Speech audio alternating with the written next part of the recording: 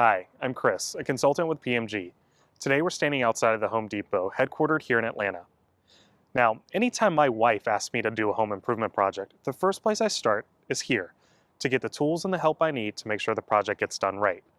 Now, PMG can actually support CSS Tooltips to do just that. These tooltips can provide flyover messaging that display to your end user. Messages can include help, information, even critical warnings before the user submits the request. Let's take a look at a few examples. Now there are a couple of different ways we can show the CSS tooltips. First, we'll actually look at the description of the service. Here we just have additional information that's being displayed for each of these items. And now we can also add the tooltip to our instructional text question. Notice the word rush has an underline, and when we hover over it, there's a graphic that's displayed to show its importance.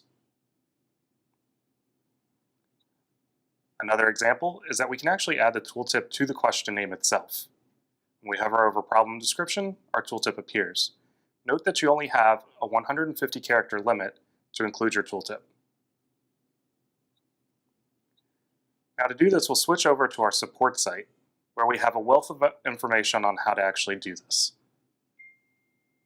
First, we'll go ahead and we'll click on Knowledge, How To, Service and Forms, and we'll click on How to Add CSS Tooltips to a Service or Form. Here you'll find all the instructions that you need, including the CSS code that you need to add to the Branding CSS Settings box, the tooltip images that you can download and store onto your local drive, and also the HTML text that you can add so that each of your tooltips will appear.